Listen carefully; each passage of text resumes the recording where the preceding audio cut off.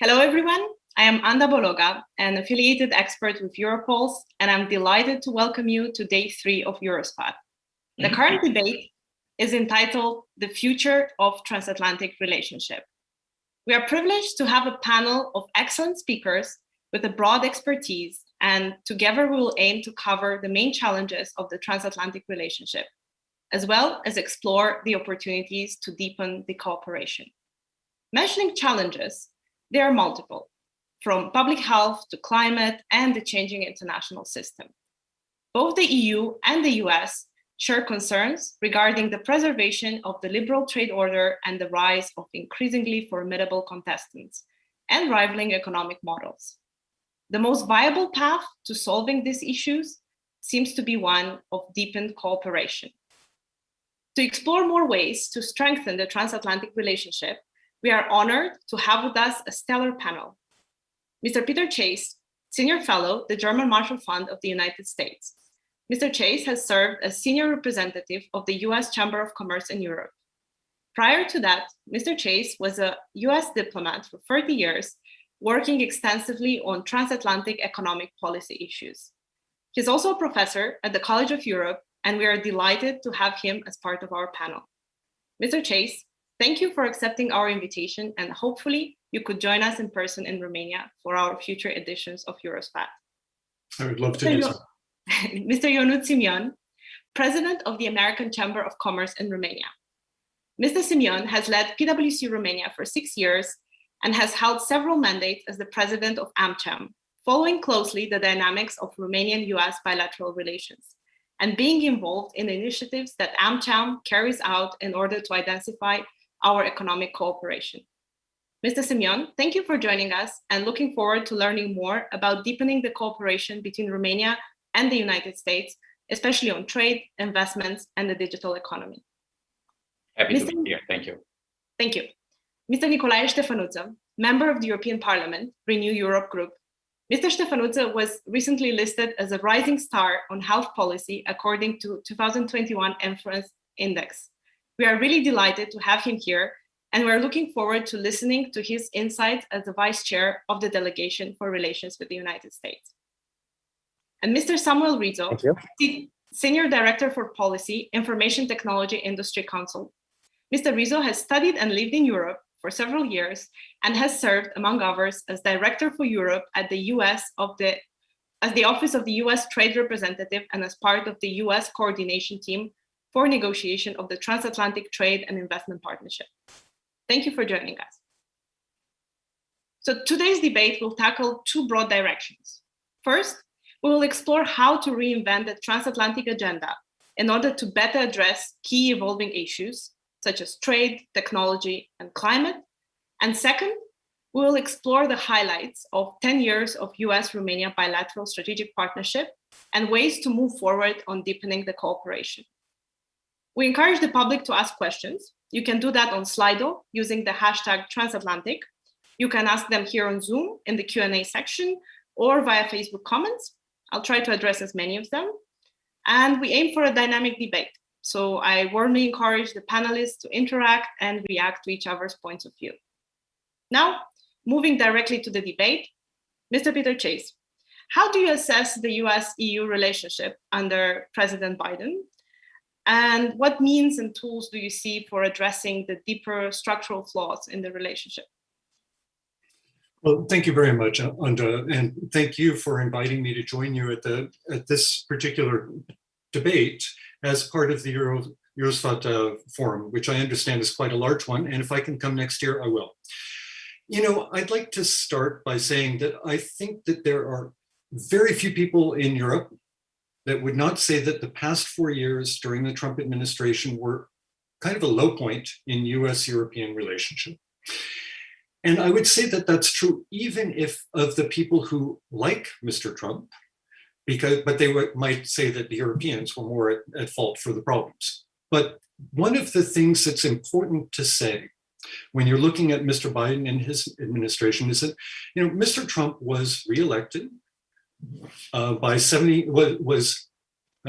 in the US elections, 70 million people voted for Mr. Trump, which is a huge amount. He did not win, but the reason that they voted for him, I think, is that he represents a change in the attitude of the American populace towards international engagement as a whole. Specifically, there is this belief among a large number of people that Mr. Trump talked about all the time, is that the rest of the world has taken advantage of the United States, and that will not be the case any longer. In fact, even in the very early trade strategies of the Trump administration, they said that the United States will no longer, for putative geopolitical advantage, that is, for supposed advantage on the international stage, we used to let our workers and our companies and everyone suffer. That was his mantra, that was his message. And it was a message that resonated with a lot of American people. And the reason I mention that is that it didn't go away. That feeling of a lot of people that the United States, when being a global leader, was willing to reduce its defenses on many, many areas, that is a feeling that Mr. Biden is going to contend with. Even though Mr. Biden represents, in fact, all his career, he was someone who was the epitome of the United States being a world leader and taking on commitments and doing things to help promote peace and prosperity. That's our narrative. That was our myth. That's the myth that Mr. Biden represents. But politically, he is constrained, and he will be constrained. And in all three areas that you were talking about, in terms of the climate, in terms of technology, in terms of trade, the international system, he does feel that the United States is back, but there will be a strong temptation not to be portrayed as somehow being taken advantage of. So when it comes to the trading system, the whole thing about an international system of law is that it actually binds the strongest. And Mr. Trump was trying to move things into a world of power where the strongest can go ahead and do what they want. You don't see the Biden administration immediately resurrecting all of the things that have gone wrong in the WTO. You don't see them immediately getting rid of things like the national security duties that they've imposed on European and other steel and aluminum. Even in the NATO context, they've become very much more actively engaged, and that part I think is important.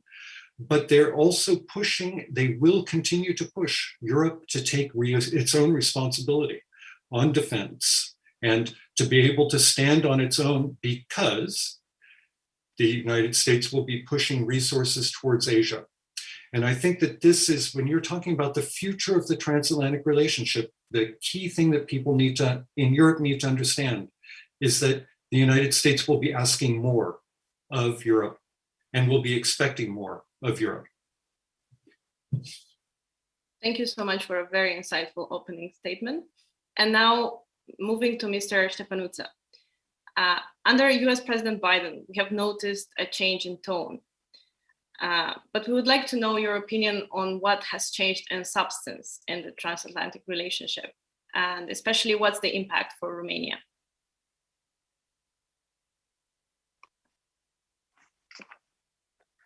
Hi, first of all, it's good to be among friends. I see so many people who are very knowledgeable about transatlantic relations.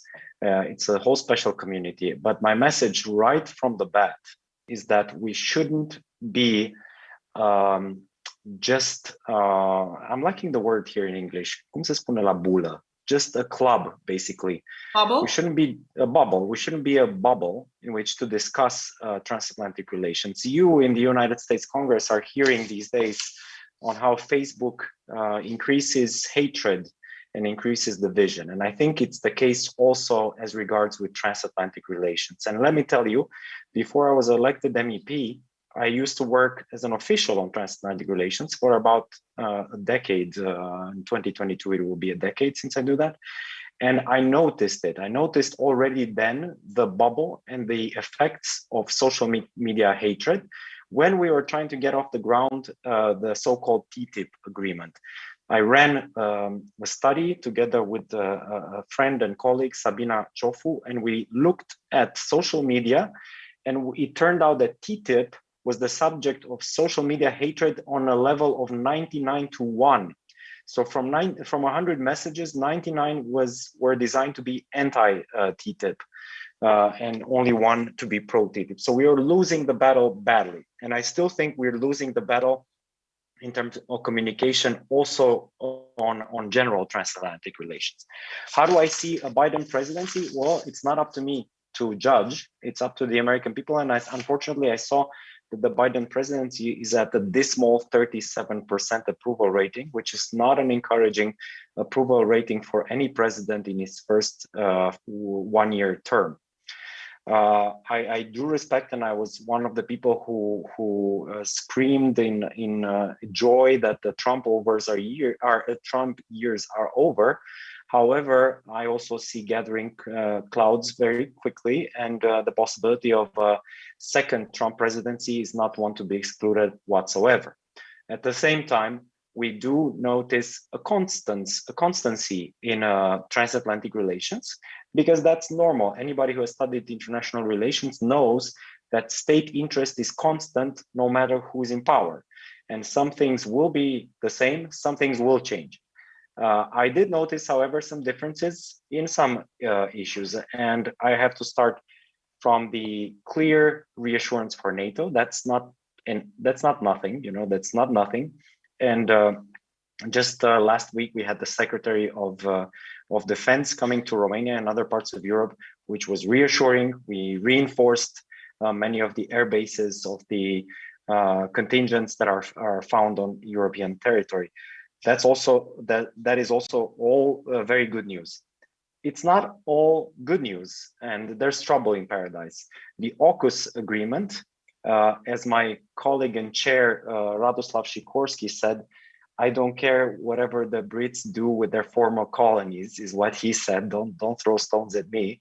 Radek is somebody who likes to be a bit on the edge, likes to throw things out there that are a bit contentious, but he's very inspired. So whereas the AUKUS agreement has led to some irritation, especially on the side of our French president and others.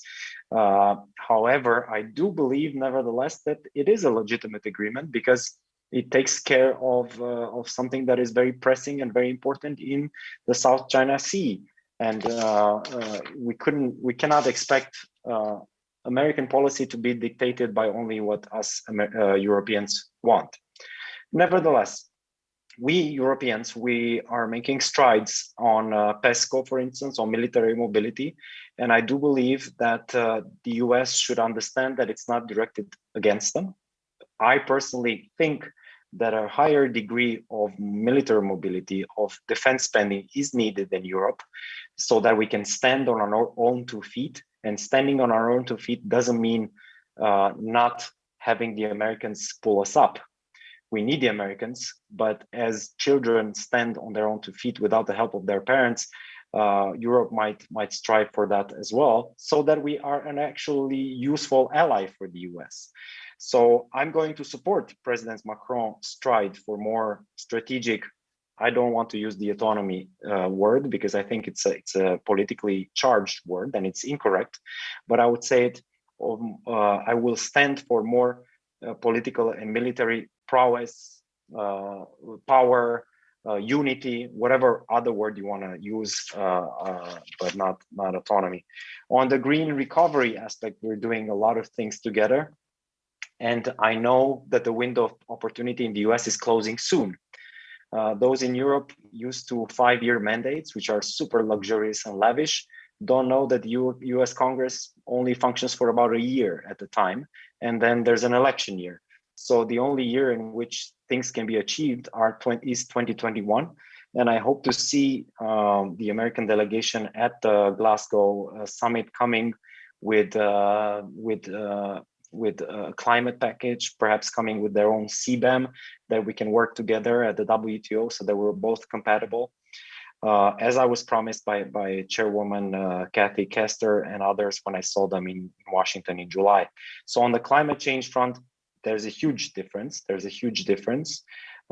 a Congress and an administration that actually care and actually recognize it. It is a sea of change, isn't it, from just a year or two ago. Now, I also have this on my notes, and I have to tell you this, that I, as a Romanian, continue to be very displeased that we still need visas to go to the US. It was on my agenda. I'm very happy that maybe also through our lobbying, the travel ban for all European countries was lifted. I think that was a major irritant and it was a stupid decision. But I understand it was something that was linked to America's wider discussion on immigration, also in relation to its Latin American countries, etc. But it was not to be understood by the Europeans, and I'm glad that was lifted. I would like to see Romania join visa waiver, just as Croatia did in October. We are such reliable allies that nobody really understands why we still have to go through it. Now, mind you, I always said that we can also work on our refusal rate, and I think our institutions can lower the refusal rate by advising the people who apply, by discouraging perhaps those who apply in series, by looking at the consulates, because the main problem with the refusal rate is applications at the consulates. And the consulates perhaps do a better job in explaining what the consequences are, etc. So this is pretty much what I had to say. I will finish with one thing because I've just had this thought. America is always keen on Europe participating in its area. America wants Europe to be strong in its area of power. America wants us to be strong on Western Balkans, to be strong on the Eastern Partnership, to be strong on North Africa. And I think we should really strive to be that strong. And we should strive to have a greater dialogue about, for instance, what's happening in Western Balkans, about visa liberalization for Western Balkan countries, for greater accession prospects, etc. And we shouldn't shy away. We shouldn't say, we have global ambitions, but then not deliver. I prefer that we have more regional ambitions and deliver than have global ambitions and not deliver. And I really think Europe should be stronger on that. Once again, congratulations, Europuls. You are wonderful. You're among the few organizations that actually have such high level debates. Thanks again for thinking of inviting me as well. And I look forward to listen to the other speakers as well. Thank you so much. Thank you for joining us and being a friend of EUROSFAT. As well, thank you for the very broad and insightful opening statement. And I'm very happy to pick up on a couple of things that you mentioned later in the debate. Now, we would like to hear from Mr. Ionut Simion, and particularly on how do you see the cooperation between Romania and the United States under President Biden? In particular, what are the ways to deepen the economic dimension of the US-Romanian strategic partnership? Well, and I have to say that I found the first two interventions very inspiring, in the sense that reminded me I'm not a politician, but it doesn't mean I don't look at what's going on in the world and paying attention, because all these geopolitical shifts and movements have a direct impact on any economic relationship, no matter how big or small the commercial partners are. And without being not being a politician, I have the cover to, if I'm wrong, I'm wrong. I'm not a politician. I don't know, but I will dare to say one thing. I believe for 50 years, US and Europe were united, even though in a dogmatic war about which system prevails, capitalism or socialism. In fact, it was a war between two superpowers, Russia and United States. But for 50 years, US and Europe was united against the Eastern Bloc, the communist bloc. Now, once this bloc disappeared, once the Eastern Bloc disappeared, it was like you have no sparring partner. And then people started to really look for their own independence, ability to make decisions. We have European Union, which was set up and became a big entity in itself. So all these decisions, all these changes, movements, really created a lot of struggles in coming to an agreement between EU and US, which probably 40 years ago would have been much easier to achieve than it is now. And on top of that, I liked what Peter said, and actually is the truth of all these, let's say, debates, disputes, struggling to come to an agreement. In fact, US is no longer paying attention to Europe, to Russia. Well, maybe the Ukraine's issue created raised some attention that issues, problems are still there. But US is now putting all its energy and resources and forces into dealing with a much more complex and difficult issue, the one in Asia. And if you only take Hollywood movies, I would expect that in 20 years, we will see movies about, all these kind of difficult situations created not with Russian spies or, hijacking submarines or airplanes from Russia, but from other countries. I don't want to name them, but I guess Peter knows them better than I do. But I'm pretty sure that everybody knows for US, China is a big concern now. And probably biggest attention is in that area more than it is in Europe. And on top of that, we had this difficult period during Trump administration, because Mr. Trump raised certain issues that, pinpointed, put the finger on the wound. I hope, Peter, this is the right word, put the finger on the wound, saying, okay, these are some issues that need to be resolved. With the President Biden taking over the leadership of the United States, we saw, at least from a formal point of view, a more open attitude towards Europe, a willingness to, come to that kind of harmony between Europe and US that we were used to have 40 years ago, even 30 years ago. So this is the context in which Romania operates. I remember I had a discussion with with the ambassador of the United States in Romania back in 2015-16, when he said that Romania was probably in the sweetest point ever in the relationship with the United States, not only from a military perspective, but implicitly from an economic and cultural perspective. And this was because we all know what happened in Poland, or Poland is a strong military ally. Then the issues that were in Hungary, and then what's going on in Turkey. Romania seemed to be the most stable country in the region, having an overwhelming support for US values and principles that United States advocated for in the last decades.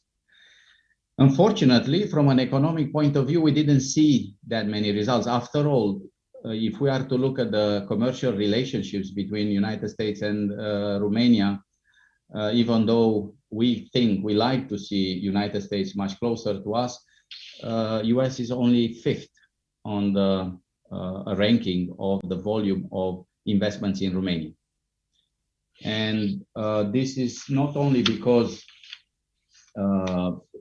it's about the investments that are being done. I'm talking about direct investments, but I am talking about those investments which are really significant and where money were put in with the aim of creating value added. Unfortunately, we had a big project like the one with Exxon, which I read the other day in the newspapers that Romanian government announced the imminent closure of the transaction between Romgaz and Exxon. But the truth is that Exxon as a company probably was the only one capable not only of making statements, but also turn those statements into real action and make that gas on the Black Sea platform exploited and put in the economic circuit sooner rather than later. Now, if I am to also look at the transactions between, we are trying to facilitate a lot of investments from US into Romania, but the truth is that big banks are not here. Citibank used to be here, but then they divested big part of their investments. IT companies, yes, they are here and they are strong. And I think of all, they have the biggest and the strongest footprint. And this is probably one area where we have close economic ties with the United States. But then when we move into oil and gas, I already mentioned, I remember that the Chevron exploration of oil fields didn't work well. The gas exploitation in the Black Sea didn't turn out well. So there is, we can't say we have big players, big US players being present in Romania today. We, however, have companies in the fast-moving consumer goods who invested in Romania from the beginning. Colgate-Palmolive, I think, is one of the most courageous company which back at the beginning in '92 put their footprint in Romania when European countries, which knew the environment, economic environment much better, didn't dare to set up their business here. And I will also talk about manufacturing. I would say that compared to Europe, US has a long way to come. I'm very happy and proud to see that Ford not only turned a privatization into a successful event, but they invested significantly. The Ford factory in Romania is probably one of the biggest at this moment in Europe. So yes, I see a lot of potential. I see companies in US being interested to do business with Romanian entities. We at AmCham actually created a database. It's a platform that enables the members of AmCham to enter into contact with companies from US or from all over the world, but equally to give the US companies the possibility to find out who their counterparts can be here in Romania to develop some of their big projects. I would have liked to see more of the Romanian companies investing in US. I was about to say, unfortunately, only IT, but I would say, fortunately, the IT is the flagship of our investments in US. And we have some strong companies being present there. UiPath is probably the most recent example. UiPath, we used to call it a unicorn, then turned out to be a decacorn. I mean, $30 billion plus value.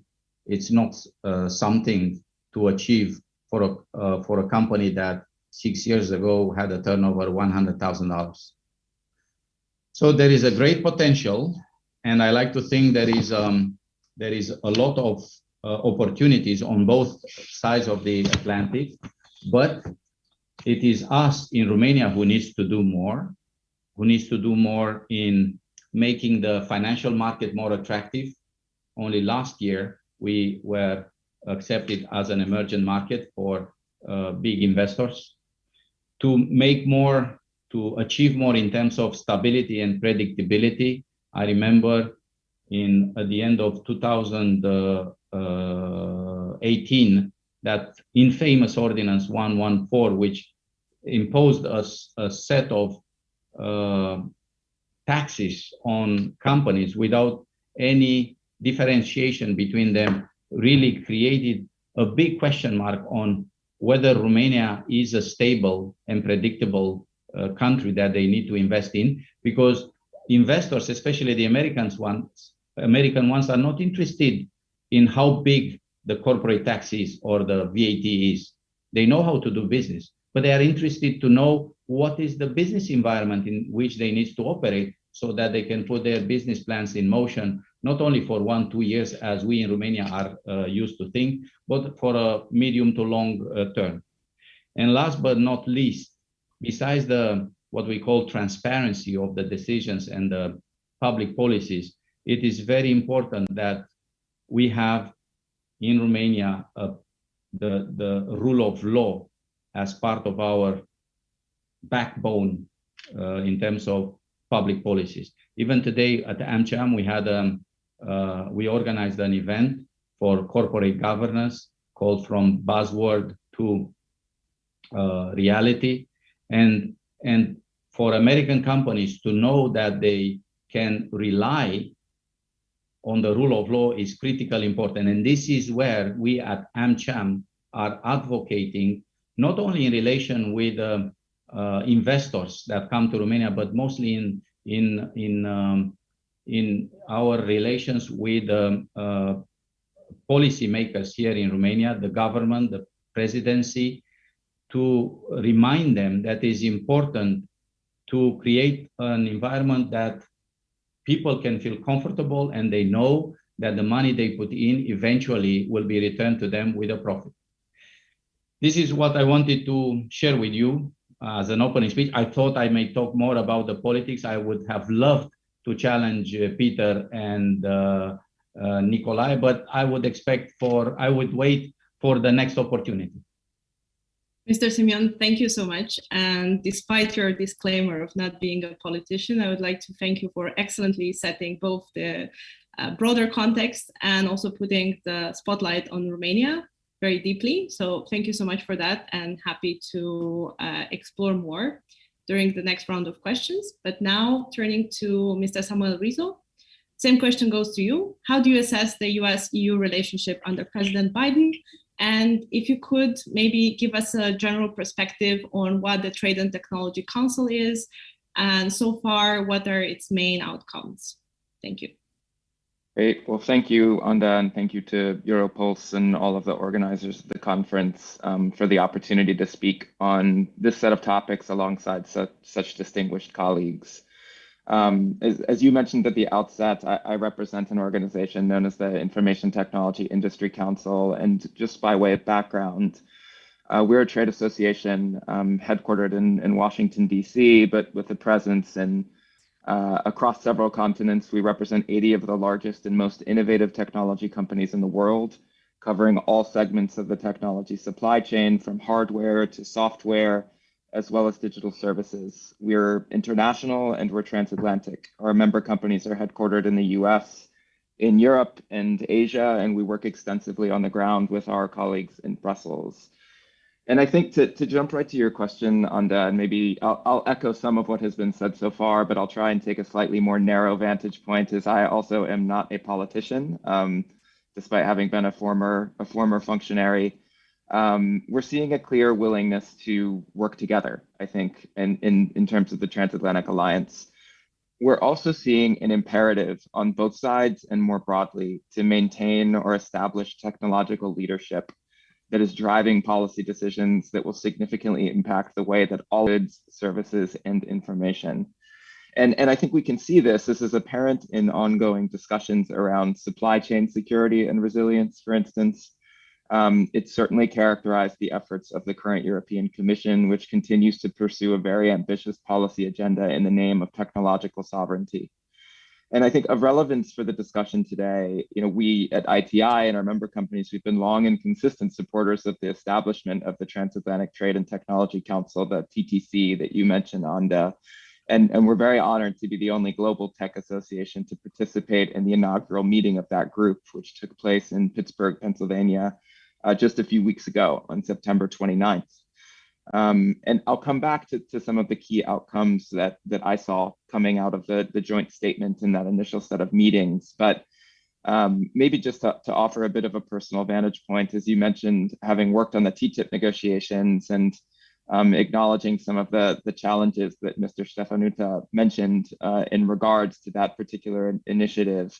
I'm very aware of both the immense opportunities as well as the very many technical challenges that arise from these sorts of transatlantic efforts, which in my view are principally aimed at facilitating alignment and compatibility in key policy areas, whether that's data governance, artificial intelligence, or jointly tackling unfair trade practices, which have already been mentioned so far.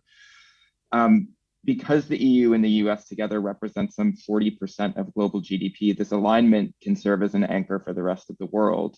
And this isn't just good policy for tech companies or the technology sector. And I think the pandemic has underscored this for us, and maybe the fact that we're doing this virtually. If you just look at the US context, survey analysis has shown that throughout the pandemic, digitalization and automation accelerated across 85% of companies involved. 1 in 3 US small businesses reported that their businesses wouldn't have survived the pandemic without digital tools. And if we take a step back and look at what this means for the transatlantic economy, I think it's important to note that digitally enabled services aren't just exported directly, they're used in manufacturing and to produce goods and services for export. And just to put a point on that, over half of digitally enabled services imported by the United States from the EU are used to produce US products for export. And the same is true vice versa. And so I think getting to this point about maybe where TTIP went wrong in terms of public opinion is that when we're talking about transatlantic engagement, whether it's in trade negotiations or a TTC or more broadly, we're rarely talking about full harmonization, and that is okay. There's an understanding that while principles and values and regulatory objectives may be broadly shared, we're not generally discussing a co-regulatory system, and each side does remain, and I'll say this word, autonomous. They maintain their autonomy. What we are talking about, though, is facilitating very necessary compatibility or interoperability in the areas of technology that in many cases are by their very nature global and therefore demand not just transatlantic, but international solutions. I think this is the current challenge for US and EU engagement. In the technical sense, we're not actually talking about establishing new transatlantic standards, but rather a cooperative and internationally minded approach that develops distinct but compatible policy in line with what I see as core shared tenets. And these would include non-discrimination, consultative rulemaking, proportionality, and due process. This is, of course, relevant not just for US and EU markets alone, but for the extent to which both of these economies can demonstrate that the most effective way to counter unfair non-market economy practices is to embrace policy founded not on prescriptive blueprints, but international standards and openness. And so I think the establishment of the TTC is absolutely a step in the right direction. I think its success and the broader success of the alliance will depend on both sides' ability to collaborate in doubling down on commitments to international cooperation and prioritizing globally minded policy approaches. And just quickly, I think to the second part of your question, Anda, what were some of the outcomes, right? Where do we see the TTC going? I think many on this call will be familiar with perhaps the structure.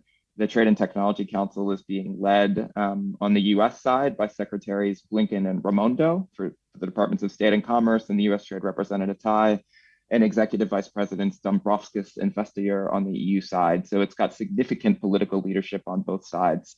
It's broken down into 10 working groups, which arguably cover the gamut of technology policy.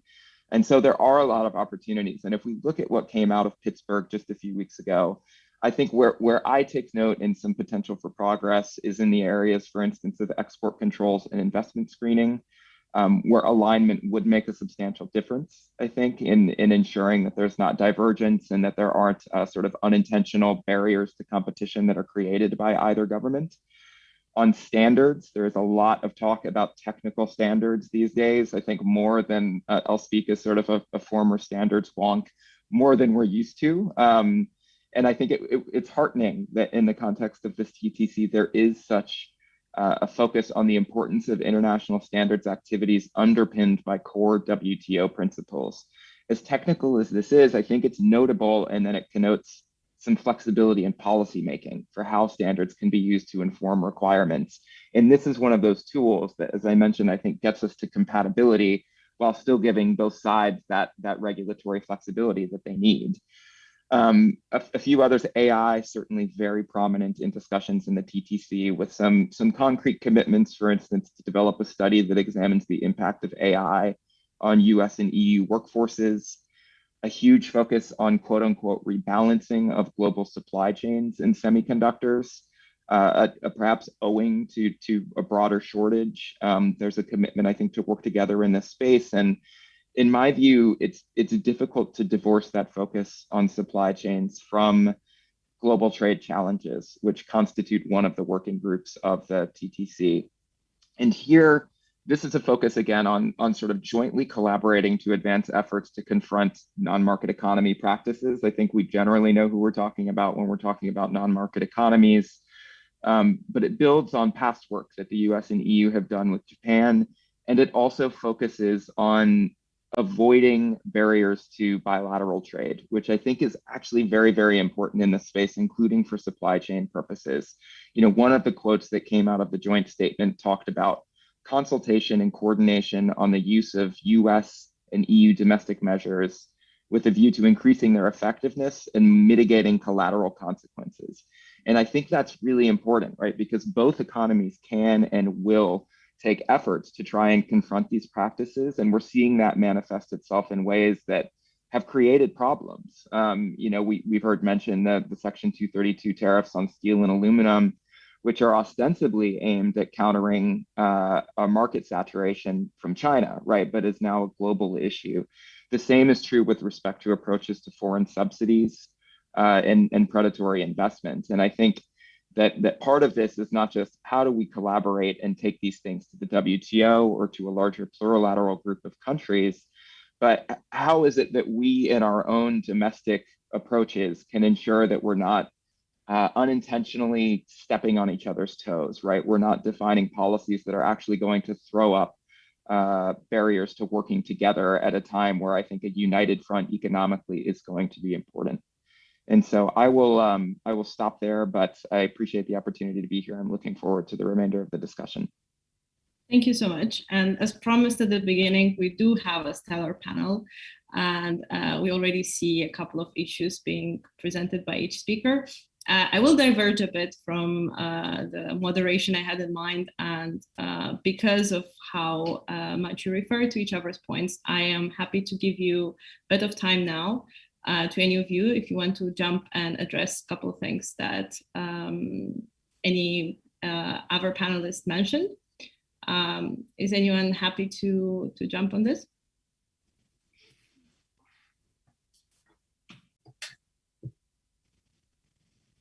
I'll jump in very quickly, if I may, because I think that the comments that all of us have made have underscored that the rise of China is a major. We can't just look at the transatlantic relationship as itself, and it's different and very different from Mr. Simenon referred to the Cold War and the relationship with Russia. The relationship we have now is entirely different. The whole polarity is different with China in the equation.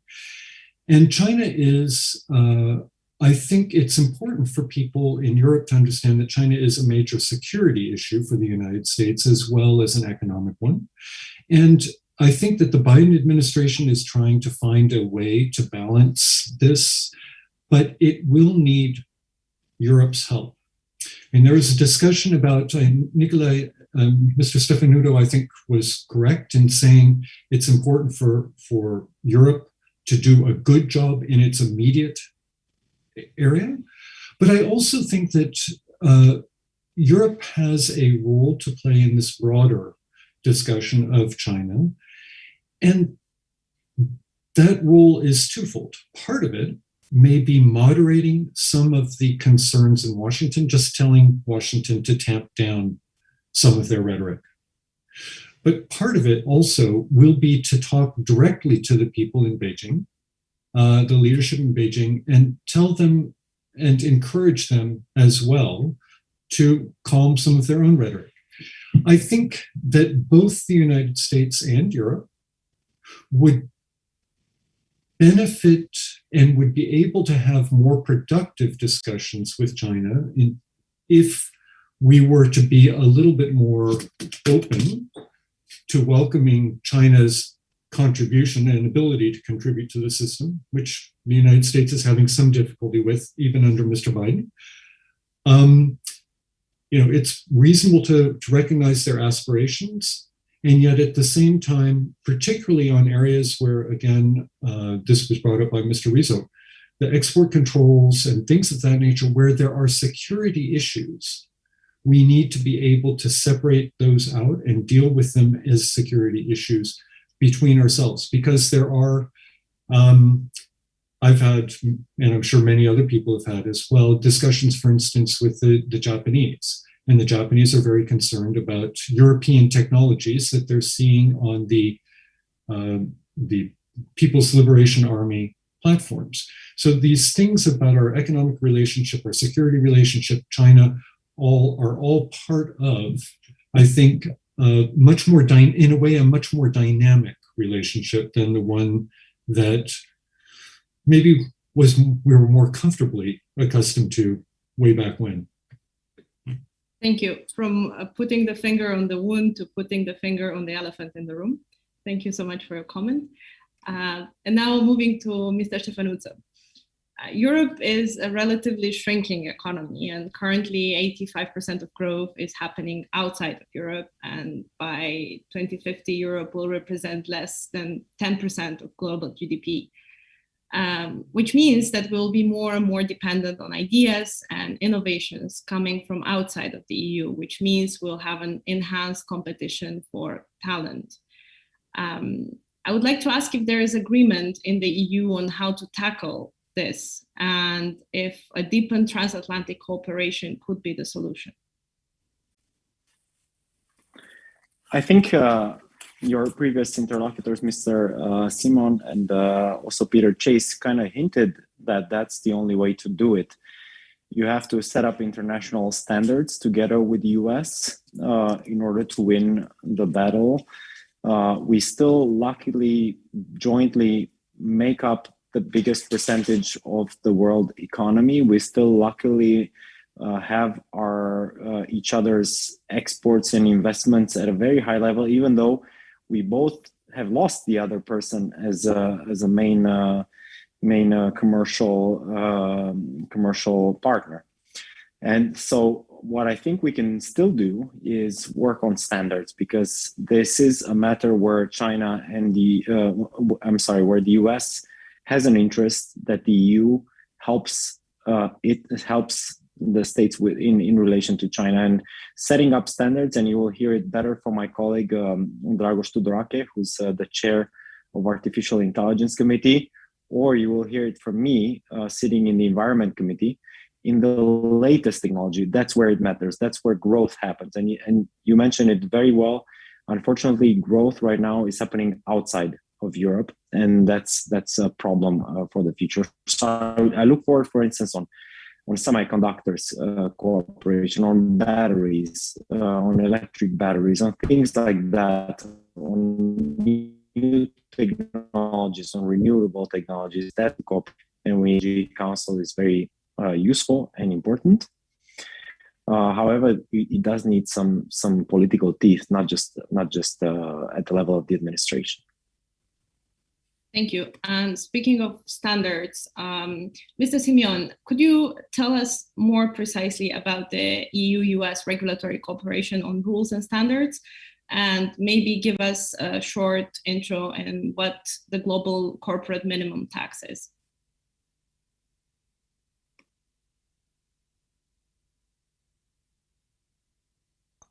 And I have to say that when you ask me about global corporate minimum tax, I am the one. I can talk like Mr. Chase for hours about the minimum tax rate, while he can talk for hours about the political landscape and what the future look like. yes, it was a long debate. And I think, like Mark Twain said once, there are two things that somebody can't get rid of in his life: death and taxes. So whatever will happen with this economic system, geopolitical system, whatever it is, for sure, people will have to pay taxes. And it is a common denominator for people to come together at the same table. Right now, people have agreed around a minimum rate of 15%. US started with a minimum rate of 21, had a huge pushback. I mean, the initial agreement was signed by 136 countries, of which 9 of them said no, but then eventually, one of them being Hungary, for example, but then eventually even Hungary agreed on, and it has been approved, is going to come into place. And I think it's a tool to fight against aggressive tax planning and to make sure that the, how can I say, the profits, the results of the economic activity are shared between participants from various countries in an equal and balanced manner. Now, I wanted to start with this. Like I said, I'm very excited about it. So the more complicated they make these rules, the better it is for advisors like me, because we will have a lot of work to clarify such rules. Now, I think putting the excitement aside, when it comes to this, the state of the transatlantic relationship between EU and United States, it's a complicated matter. So it's a complicated matter. But if I am to talk about the 4 that you mentioned, the first one, it's in the area of digitalization, and it's clear that US has a different view than EU with regards to at least taxation of the giants of IT. Eventually, the 2 parties sat at the same table, and they have put together a Trade and Technology Council as a first step to address this the technology agenda between these 2 big players. And it is meant to be a cooperation platform to develop standards, promote innovation, and fortify common technological and industrial leadership. So I would say with this Trade and Technology Council, the 2 parties agreed to have a common starting point in dealing with all the differences between approaches in various countries. The climate change, I think it's a topic that is well known.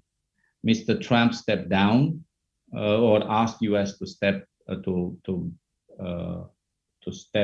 out of this agreement.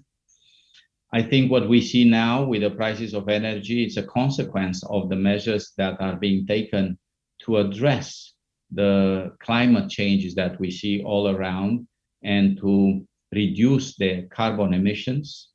And, you know, I read yesterday that Poland has to spend 415 billion euros to achieve the target set for Poland by 2050 in terms of carbon emissions, actually to have 0 carbon emissions by then.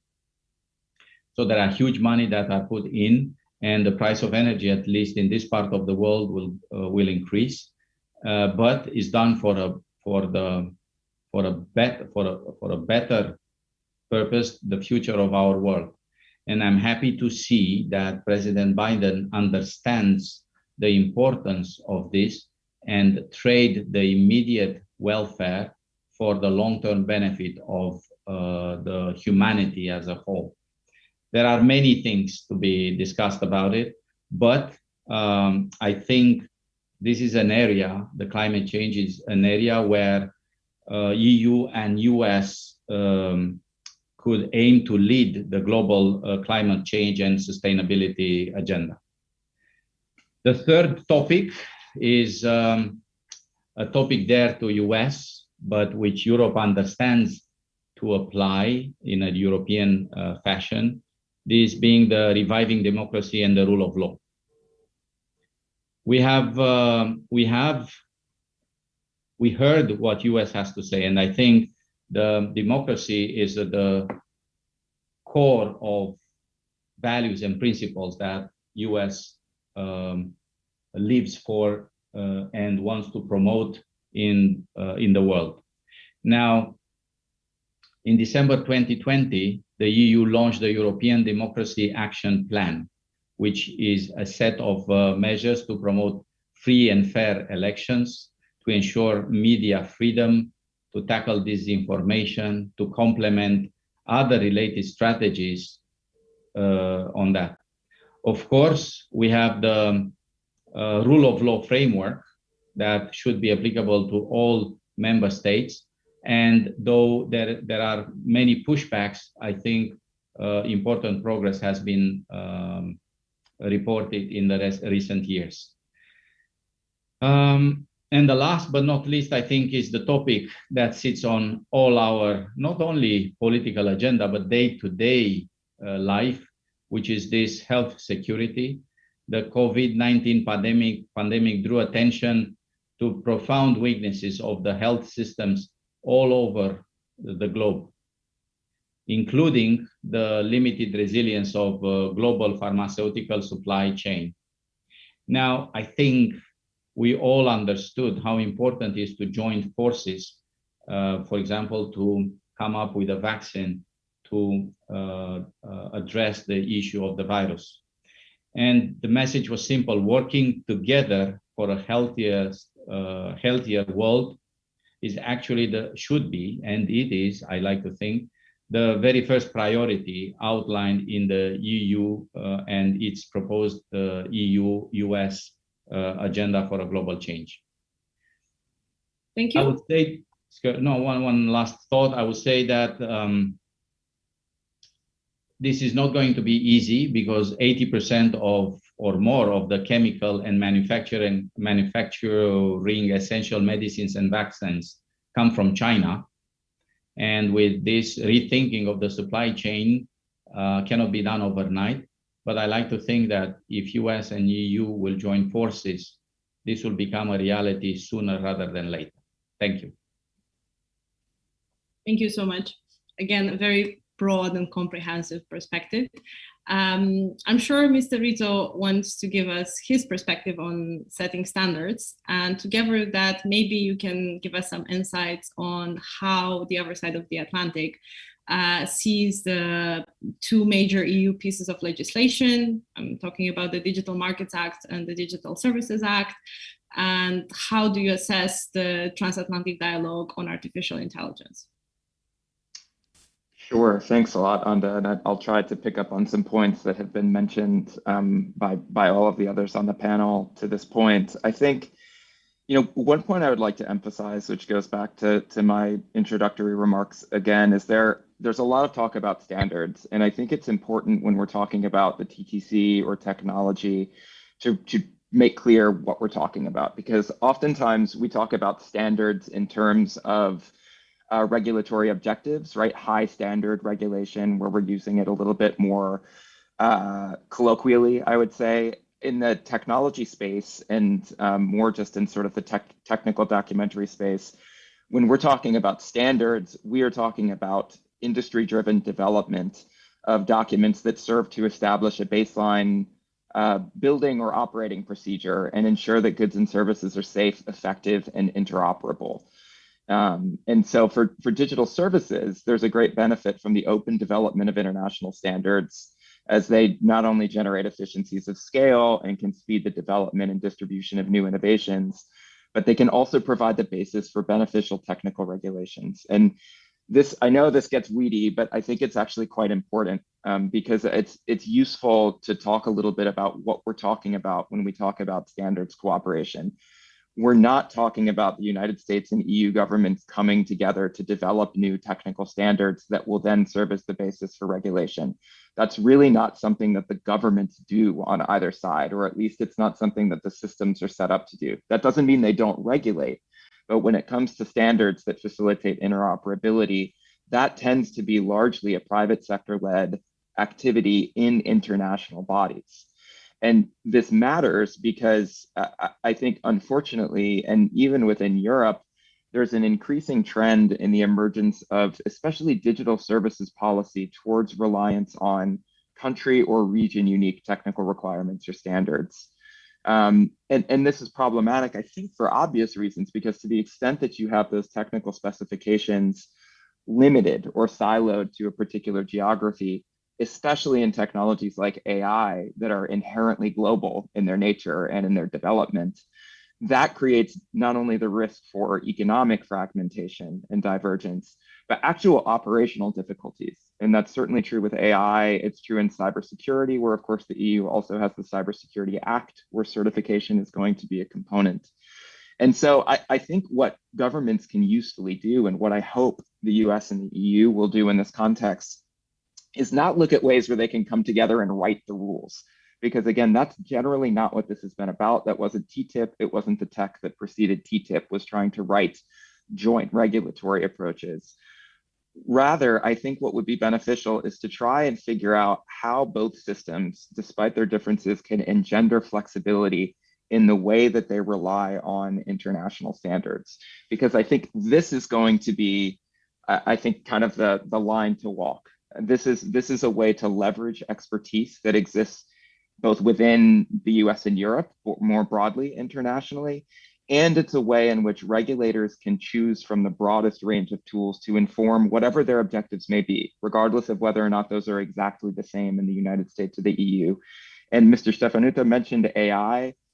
This is relevant in Europe. The AI Act, for instance, proposes leveraging EU legislation on standards and conformity assessment, which makes sense. Although I would point out that that legislation was largely created, the framework was created in the 1980s for industrial goods. And so we're talking about a standard system and a product testing system that is to a large extent localized in Europe. And I'm going to keep hitting this point. I think when we're talking about the TTC and things that can be done constructively, it's not new transatlantic approaches. It's how can both sides double down on really taking international approaches. And so maybe that gets at your question about AI in particular, Anda. Now turning to, you asked about the DMA and the DSA in particular as sort of flagship proposals of this European Commission. And certainly they are significant. And I think here you've got instances where the EU, as may have been the case with GDPR, is seeking to be the normative first mover in the world and to sort of establish a way forward. On the DMA, let me just say, as a sector, we certainly support free and undistorted competition as a key to promoting innovation and consumer welfare. And the business community is committed to addressing the challenges arising from digitalization, whether that's in the EU and globally. But as I mentioned, so we represent 80 member companies. And because of our diverse membership, I think we recognize that many of the equities at stake in this debate around the DMA and competition policy more broadly, there is a need for action to preserve competitive markets for all. And certainly we would acknowledge that. Our engagement on the debate in terms of the DMA is focusing on preserving key procedural and substantive protections for all parties involved and ensuring even-handed, non-discriminatory treatment of companies globally, regardless of where they're headquartered. And here, just to bring this back to the TTC and perhaps put a finer point on it, we're aware that there are concerns from US cabinet officials that were raised in the most recent TTC meeting about the scoping of the DMA. And that doesn't detract, I think, from the objectives it's trying to pursue, but this is why we have been advocating on the industry side for instruments that are proportionate and ensure effective competition in contestable markets while retaining accuracy and balance of the rules. On the scope of the DMA, and I'll try and wrap up after this, I think in order to ensure this new framework is well-functioning and effective, it's essential that it's clear and limited in scope to the core platform services that are genuinely acting as gateways, with a focus on the type of service and not the company as such.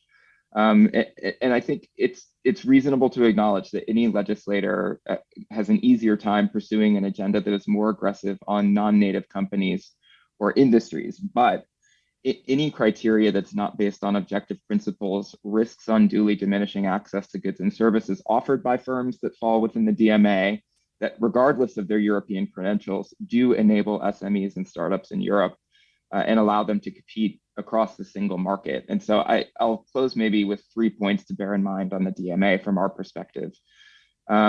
European innovation and successful companies are more likely to emerge in an ecosystem that is open and is business friendly as possible.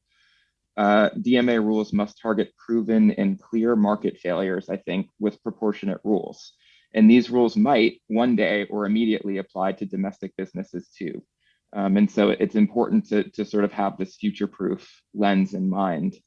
And finally, in line with what I've been saying about the international approach, a lot of other governments, including the United States, are dealing with the same questions that underpin the DMA. And Europe in particular, being a first mover, needs to encourage convergence and seek cooperation.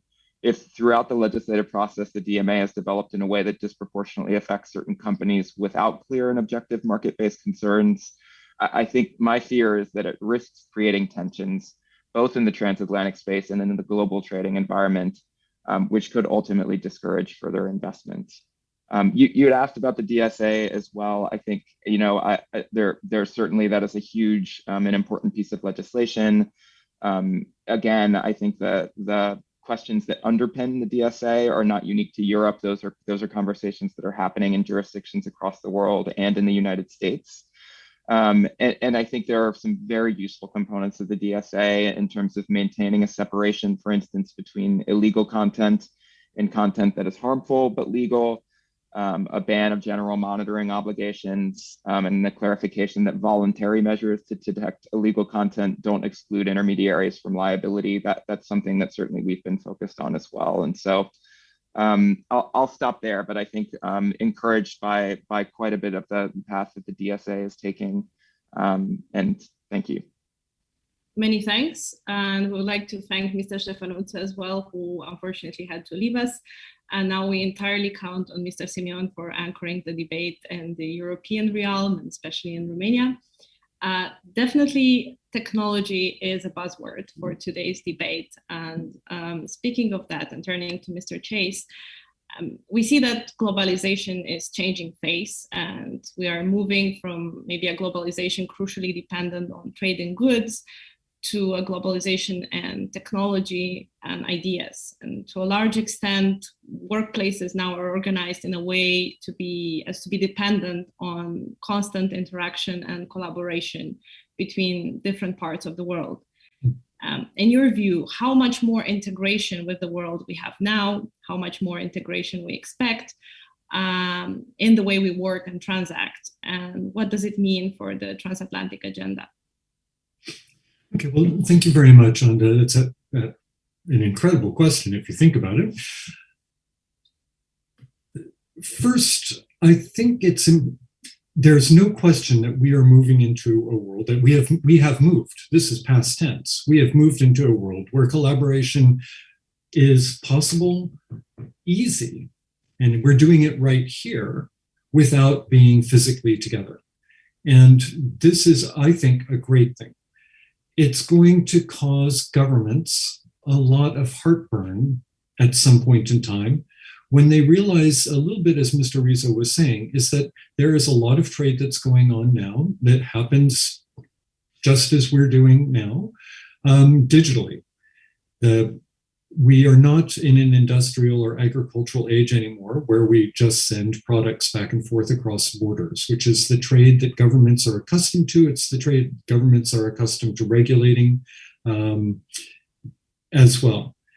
We are very much in a more collaborative age, and it's something that is truly important. Now, it gets to the transatlantic relationship in one sense, in that I think it's really important that when people look at the transatlantic relationship, they bear in mind that it's based on investment, not on trade.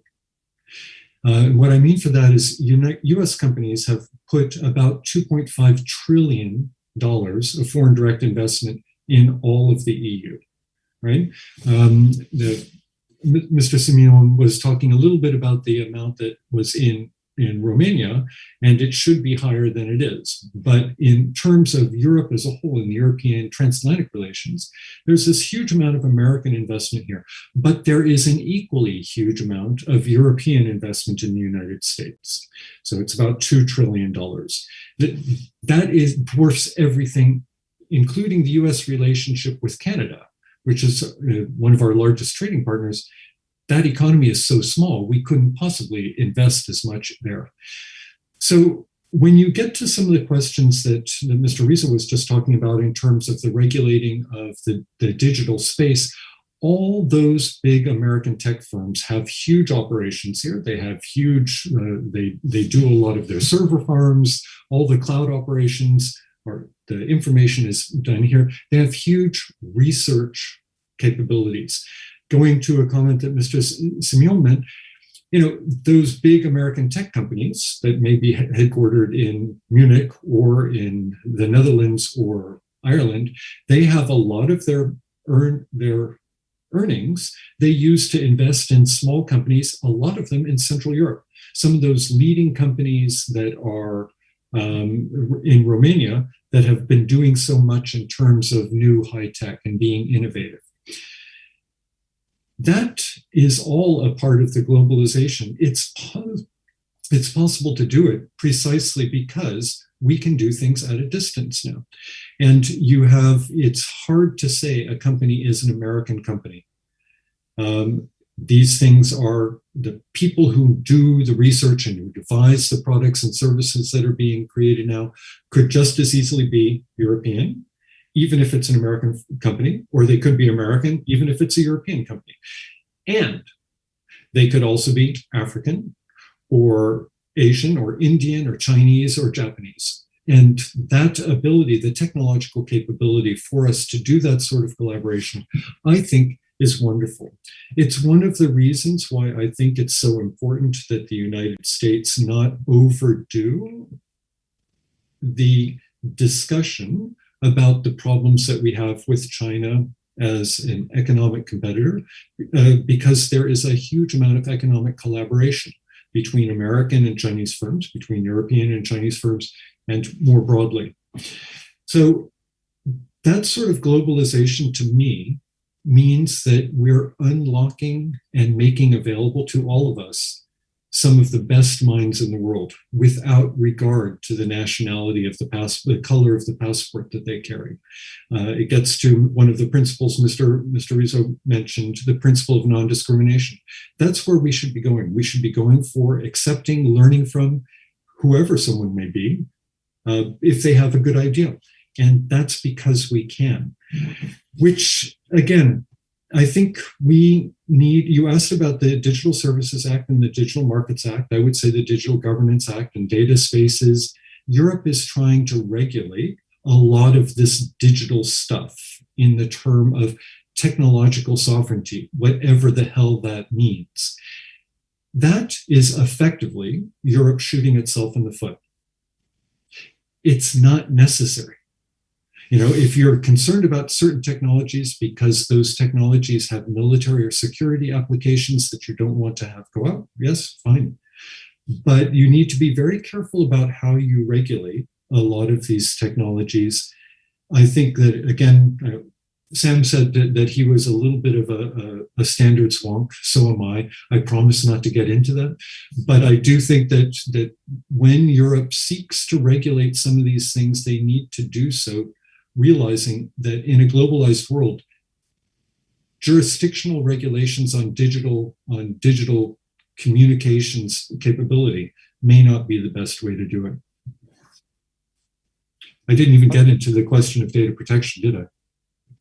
I was just going to ask if maybe I could follow in that vein and hopefully not preempt what Peter had in mind. But I do think that there's maybe one follow-up point to offer that is part and parcel of your question and some of what Peter was discussing as well, and not to put words in his mouth. But what is underpinning a lot of that transatlantic business and engagement more broadly, and again to the point about how we're hosting this conference just here today, are data flows. And one off-sided statistic is that 75% of the value of global data flows is attributed not to the technology sector, but to more traditional industries that actually rely on those data flows. And I think many of the attendees and the participants in this event are going to be very familiar with the Schrems II ruling and the subsequent negotiations that are trying to reestablish a successor to the Privacy Shield agreement. And I just to say that is essential, recognizing those are on a separate track from the TTC, as both governments have made clear. But I think the prospective economic impacts of a data flow stoppage in the EU and US should be well understood by now, both in terms of their economic impact, but also just in terms of the normative impact. And if I can make one point here, it's that I think the movement of data and strong data protection are not only not antithetical to one another, but they actually go hand in hand. And there's sort of been this emerging narrative around data sovereignty that suggests that if you want to have privacy or you want to have cybersecurity, you need to impose restrictions on data flows. And I think that is flawed fundamentally, and gets us to a point where in the realm of modern trade, this is one of the most important components, and there is scope for transatlantic agreement on how you can do this, because it's a legal question. It's not, I don't think it's a difference of morals or a difference of regulatory objectives in terms of privacy and the protection of data. But there are mechanisms that exist for facilitating its transfer, and I think that reaching a broader agreement on how to implement those is going to be necessary. Thank you. At the beginning of this panel, Mr. Ștefănuță very generously praised EuroPulse and EUROSFAT for the debates we're bringing, and I'm very happy to bring American points of view to this debate, and it's certainly something more unusual than we do. But as a convinced European, I think I only wish we had Mr. Bruno Giancarelli in this call and address issues of data flows and privacy. Now moving to another part of this debate and another focus that we had, Mr. Simeon, President Biden talks about foreign policy for the middle class and Buy American agenda, and we certainly touched upon these points before. He certainly puts a strong emphasis on reshoring American jobs, and there's little mention of trusted partners. We're curious to know, what do you think this Buy American agenda means for EU companies?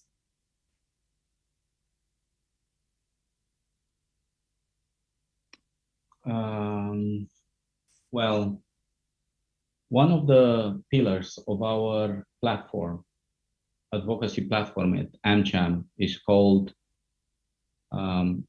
Sustain Entrepreneurship, to make sure that we have a strong backbone of the Romanian economy, which is the middle class, which is the small, medium enterprises.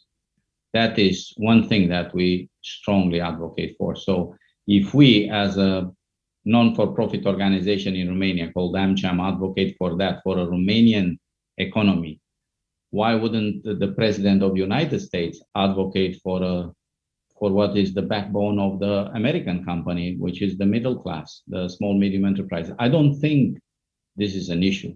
And by the way, I had a discussion about Wrigley.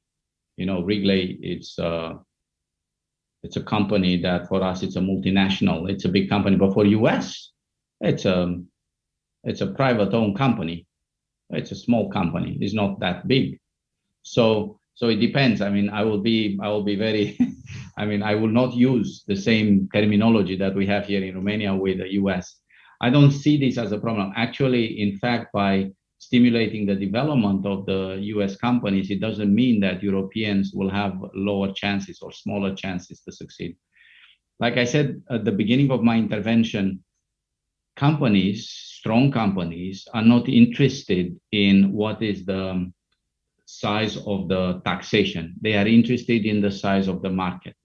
And European Union, it's one of the biggest players, economic players in the world. And I think that both entities know that if they will be able to achieve synergies, it will be beneficial for both entities. US needs European products, as well as Europe needs the know-how, the technologies developed by US companies.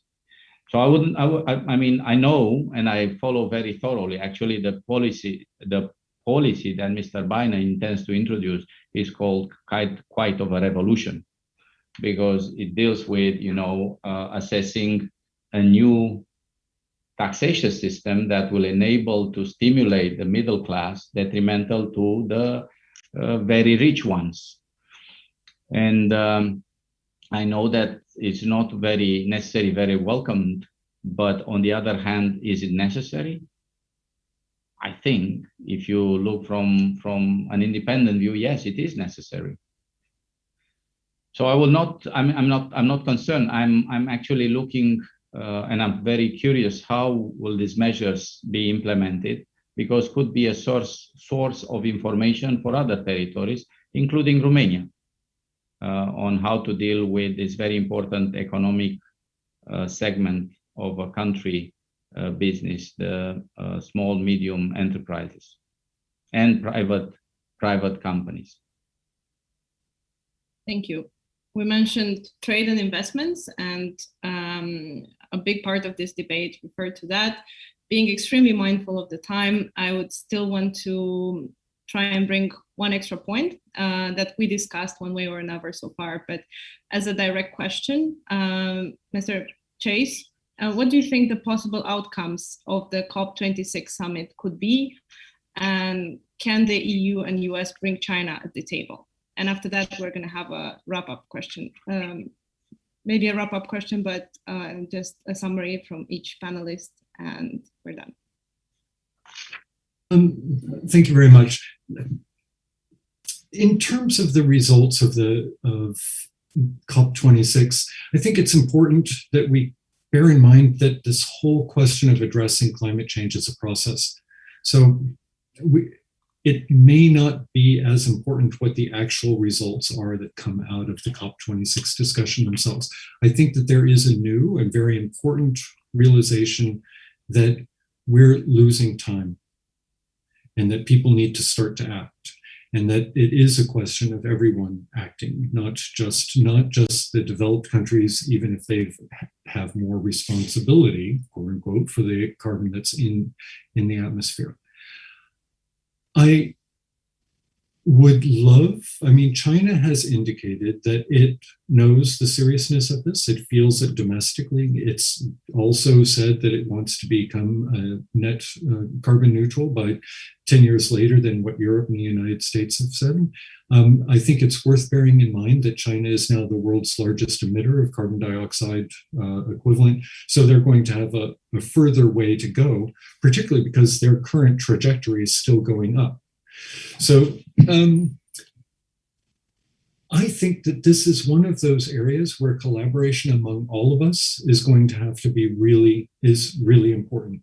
And if the meeting in Glasgow does anything, what it really should do is have a new sense that we actually all realize that we're in this boat together and that we're going to be working on it. In that connection, one of the problems with the Paris Agreement is precisely that it's saying everyone should be doing what they can, each according to their ability, to put it one way. But you will have people in Europe say that that's not fair, that we're doing more than others. And you'll have people in the United States saying that, and you'll have that sort of sense of lack of fairness among a lot of people. And it leads governments to do something like what the Europeans have done, propose measures that would kind of create a level playing field between products that are made in other countries and sent to Europe. Russia, Ukraine, this is the carbon border adjustment mechanism. Russia, Ukraine, Turkey are the three biggest countries that are most affected by that in terms of what they export here. And that desire to address the competitiveness part of taking strong steps to address climate change is going to create problems in the context of the Paris Agreement.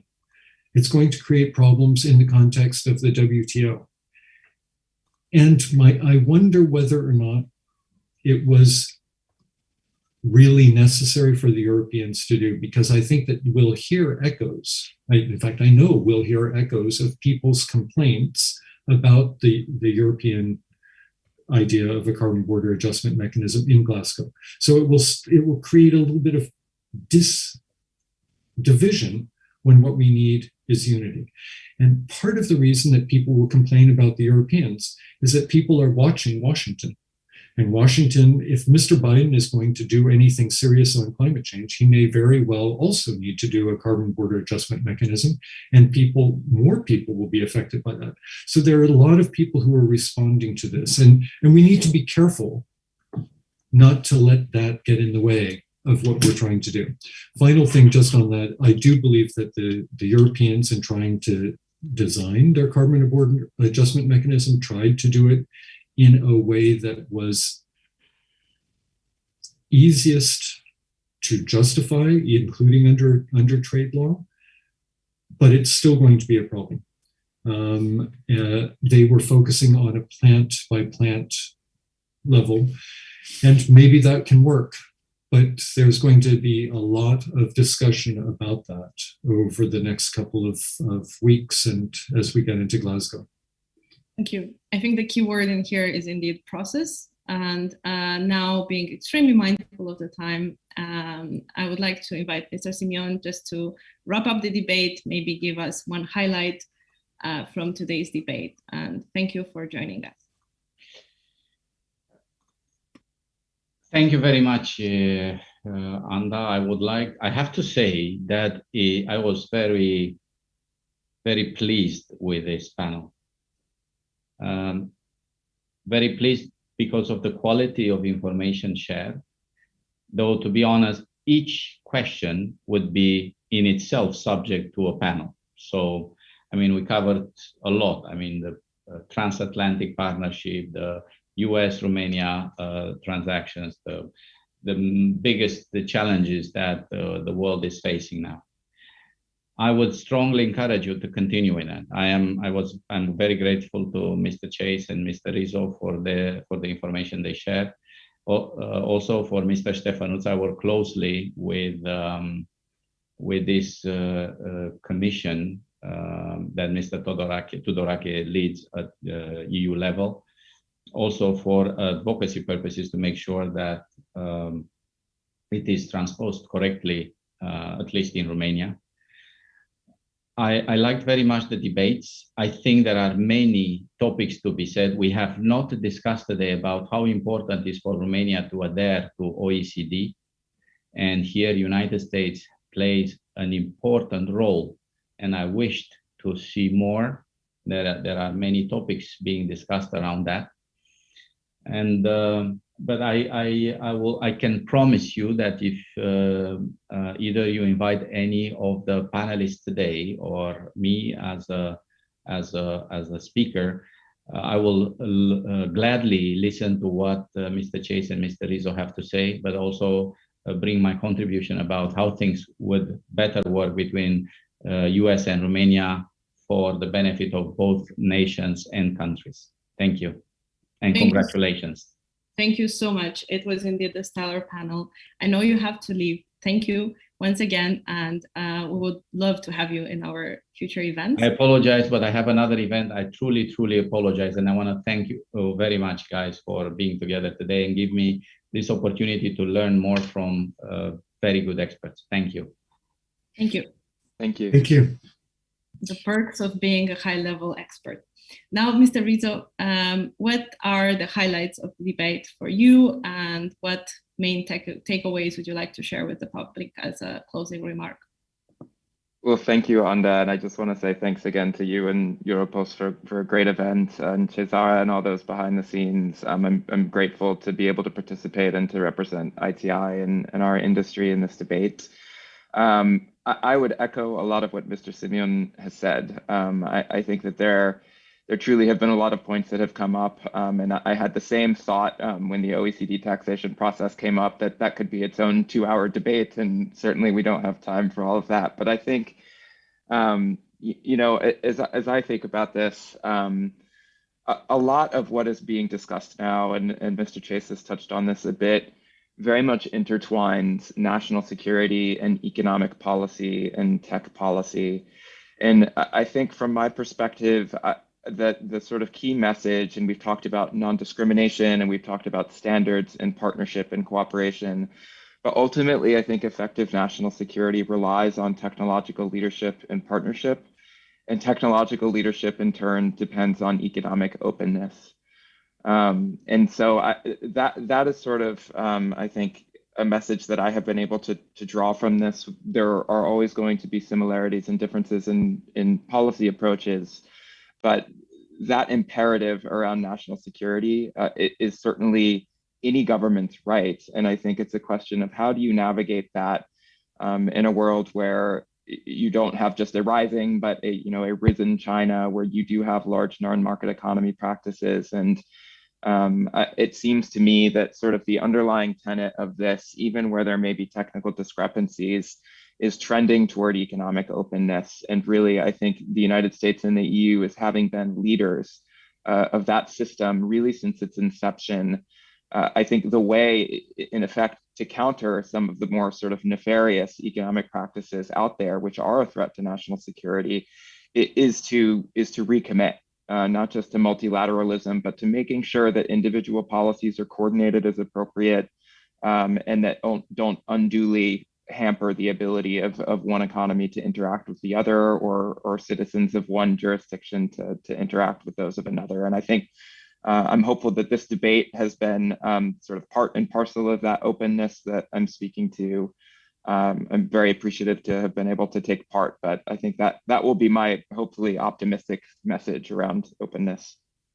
Thank you so much for a very substantive contribution to the debate, and thank you for joining us. Hopefully see you in person for our future editions. Now, as a final closing remark, Mr. Chase, the cyberspace is yours. Thank you very much. I'm just going to say that I thought that the 2 closing remarks you just had were perfect. And I don't want to take away from them by speaking longer. What I do want to do is say thank you to you, to Europuls for inviting me, and to the people who were in the audience who didn't ask enough questions. I think they were relying on you because the questions that you asked were really good ones. So I'd also like to thank you very much for hosting this and moderating. Now the panel is transformed into an laudatio to everyone, but thank you to the organizers. Thank you to the whole team that did a lot of work in making this happen. Thank you to the panelists once again. Mr. Ștefănuță, we really appreciated that you took time from your busy agenda to be with us, and thank you to the other panelists as well. We have 2 more days. Join us tomorrow and on Friday, and we'll be very happy to see you. Thanks again. Thank you. Bye all. Thank you so much. Have a good day. Take care.